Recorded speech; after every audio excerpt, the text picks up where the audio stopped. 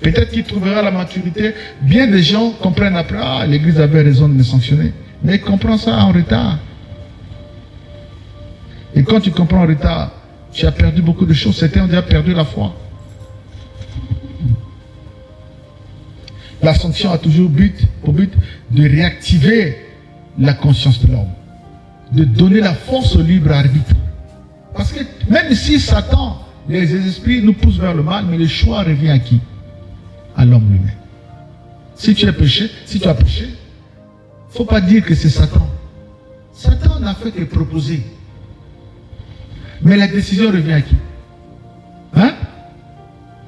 Lorsque on t'a proposé un homme ou bien une femme, le dernier choix revient à qui? À toi-même. Donc les mauvais esprits insufflent l'homme, présentent les occasions, préparent les occasions pour que tu pêches, pour que tu abandonnes le Seigneur. C'est pourquoi tout à l'heure je vais vous parler de la rigueur. La vie chrétienne, il faut la rigueur. Sinon, tu auras des problèmes avec le Saint-Esprit à tout moment.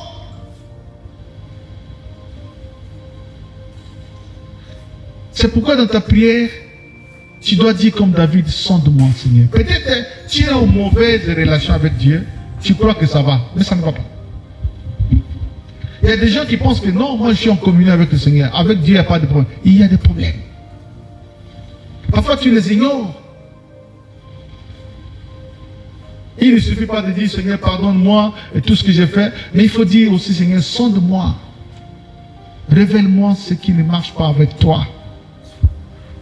Peut-être qu'il y a des choses qui ne marchent pas entre Dieu et toi. Toi, tu crois que tu es quitte, tu es en bonne relation avec Dieu, tu es libre, tu es fier pour prendre la Sainte Seine et tu peux prêcher, faire la modération, dire, ça va, ça ne va pas. Tu manques d'amour. Tu parles trop du mal des autres. Tu es orgueilleux, tu aimes qu'on te voie. Surtout ça, le péché à l'église. Tu veux que, quand je fais la modération, tu as entendu, hein? Moi, je ne fais pas comme les autres. J'avais un prédicateur, chaque fois qu'il prêchait après, il dit, papa, comment tu entends tout ça? J'ai dit, mais comment tu veux que j'entende? Tu sais ce qui le pousse à dire ça? C'est la racine de l'orgueil. Il y a des gens qui veulent dans un milieu. Un enfant de Dieu, c'est un homme humble. Au milieu de plusieurs, lui, il veut qu'il soit le dernier. Parce que Jésus a dit, celui qui s'élève, Dieu l'abaisse. Et celui qui s'abaisse, Dieu l'élève.